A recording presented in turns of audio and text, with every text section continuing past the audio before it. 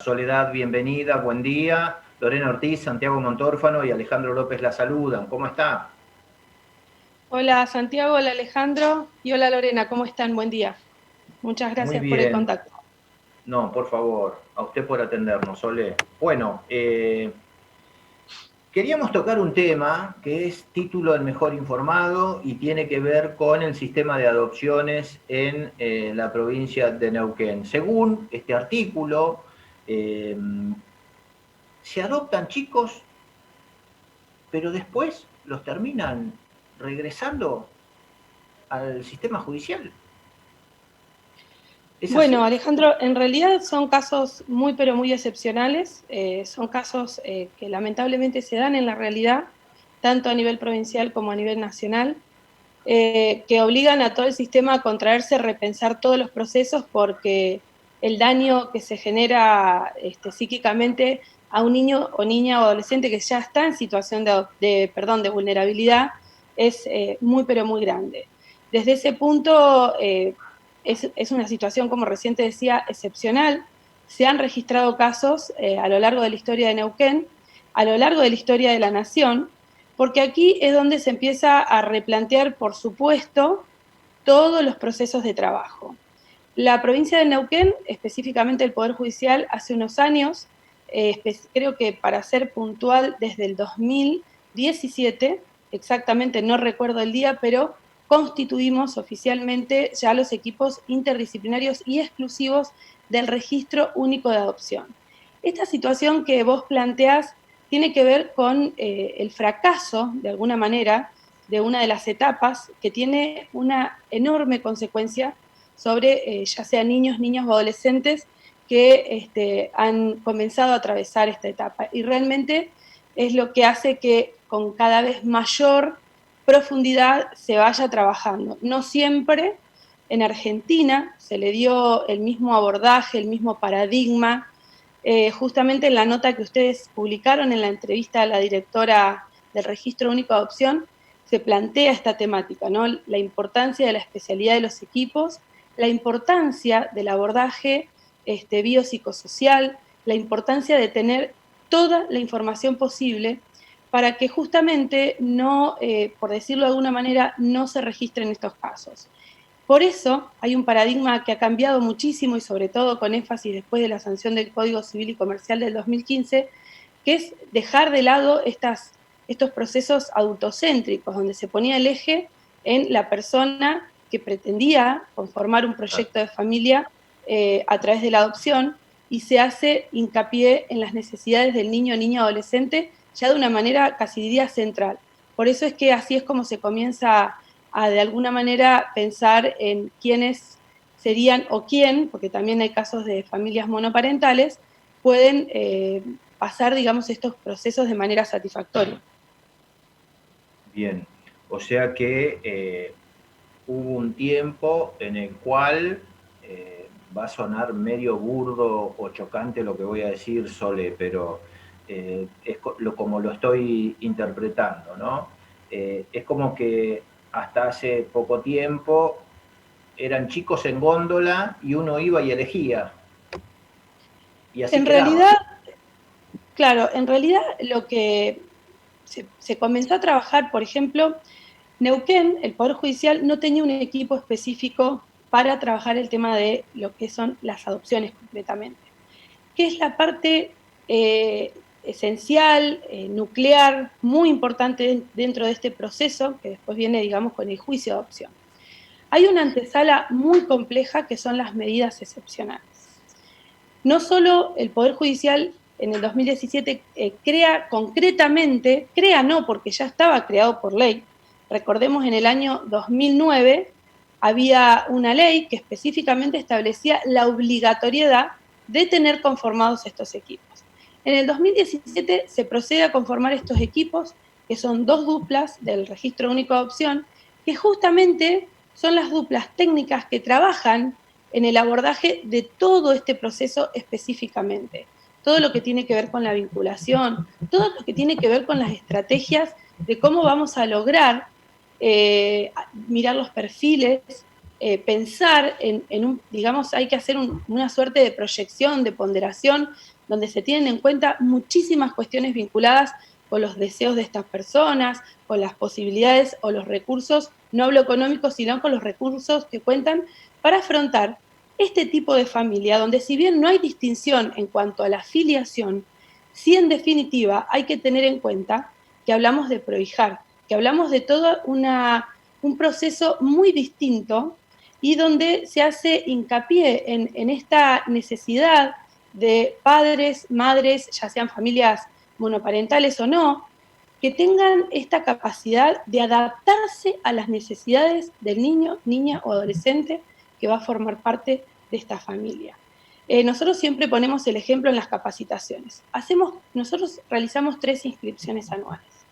Lo primero que tenemos que hacer es darle, no solo a los niños, niñas, adolescentes que van a formar parte de estos procesos, sino también a los pretensos adoptantes, herramientas para que conozcan cómo es este proceso.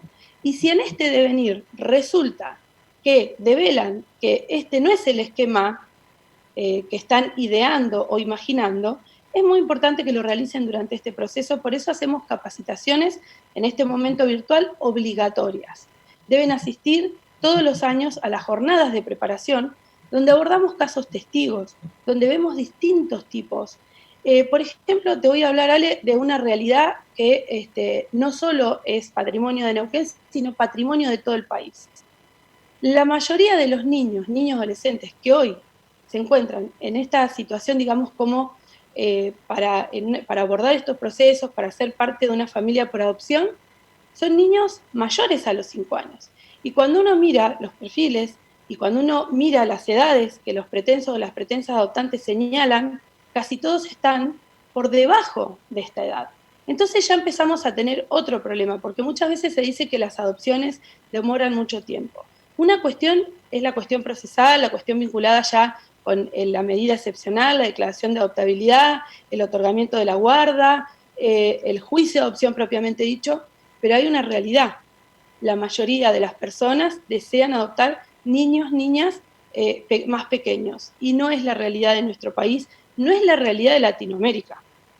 Entonces, estas son cuestiones que hay que ir clarificando y hay que ir de alguna manera educando específicamente y preparando a estos padres o madres que desean recurrir a la adopción para conformar una familia por adopción, para que estén munidos de las herramientas, y eso también es parte y es responsabilidad del Estado y específicamente también del Poder Judicial.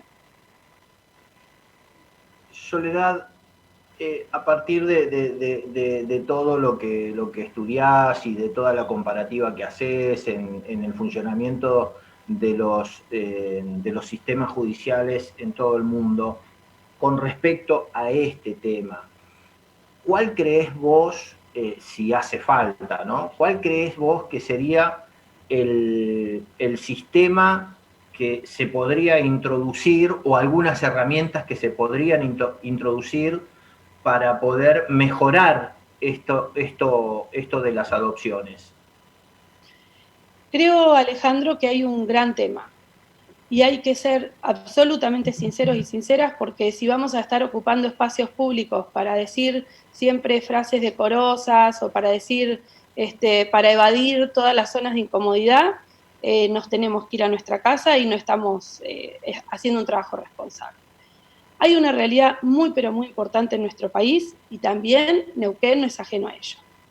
El niño, niña, en este caso, niño, niña o adolescente, yo hablo de esta trilogía, como derecho fundamental y básico, tiene el derecho de criarse y de crecer y de desarrollarse en su familia de origen.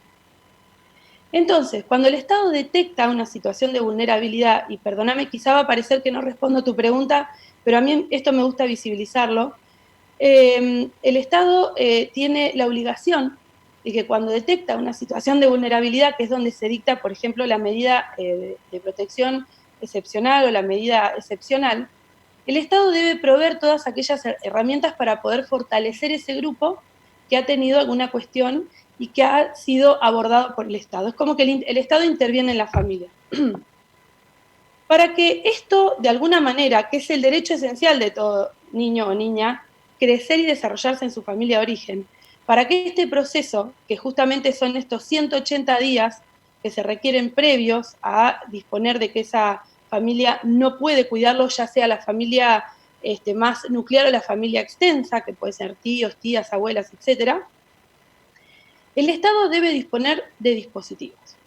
Estos dispositivos, que mayoritariamente se llaman de fortalecimiento institucional, son dispositivos que tienen que tener un diseño muy, pero muy audaz, muy concreto, muy profundo, muy realista y estar disponibles todas las alternativas para poder primero explorar todas esas posibilidades de solución para que el niño o la niña se desarrolle en su familia de origen. Una vez que esto no se puede, ahí entramos en la instancia justamente donde comenzamos a buscar, es importante señalar también que este niño o esta niña puede estar ya sea en un dispositivo como es el programa de familia solidaria o en hogares. Lo que hay que repensar justamente es, primero, en un trabajo de verdadera articulación. La articulación no tiene que ser un principio abstracto. El Poder Judicial creó una oficina, que es la Oficina de Seguimiento de Medidas Excepcionales, justamente con una funcionaria a cargo, que se ocupa de ir permanentemente generando estrategias y apoyando para mejorar los plazos, porque muchas veces se requieren dispositivos muy específicos que por ahí no están disponibles. Obviamente que el Estado neuquino, como todos los estados, tiene limitaciones presupuestarias, como en todo, pero bueno, esto también habla de una prioridad y de empezar a diseñar presupuestos también, donde se haga cada vez más hincapié y más foco en el género y en la niñez, y en la niñez y en el género. O sea, hablo de estas cuestiones de desarrollo humano. Entonces es muy importante señalar que para mejorar los plazos de adopción, para mejorar la calidad, también primero debemos abordar todas las posibilidades para que ese niño o niña pueda desarrollarse en su familia de origen, y para ello hay que tener también estrategias estatales claras. Y ¿por qué hablo de estatales? Porque somos responsables principalmente dos funciones del Estado, la función ejecutiva y la función judicial. Así que para mejorar hay muchísimo. Nosotros hemos creado esta oficina de seguimiento de medidas como una oficina concreta que empiece a hacer seguimiento a las medidas excepcionales, porque la realidad es que este plazo de 180 días en la mayoría de los casos no se cumple. Y Soledad, no ha son sido un gusto. cuestiones voluntarias, son cuestiones que a veces este plazo se va dilatando, es un plazo que está previsto en orden a que la institucionalización dure lo menos posible. Entonces, ¿por qué? Porque la institucionalización de estos niños o niñas, ya sea en un hogar o ya sea en una familia transitoria o en una familia solidaria, depende cómo se llame el programa, son procesos que tienen que durar lo menos posible porque también tienen consecuencias en su desarrollo integral. Soledad, muchísimas gracias, ha sido un gusto charlar contigo. Un fuerte abrazo. Un fuerte abrazo para vos, Alejandro, espero haber dado respuesta a los interrogantes y como siempre a disposición. Me gustaría en otro encuentro que también estemos con la directora del RUA para contar y también en algún momento con la funcionaria de la Oficina de Medidas, porque ahora vamos a publicar una memoria donde vamos a contar cómo desde la creación de esta herramienta sencilla hemos también mejorado los plazos. Perfecto, lo vamos a ir coordinando y en los próximos días nos contactamos contigo nuevamente. Muchas gracias. Gracias a vos, Alejandro. Hasta luego.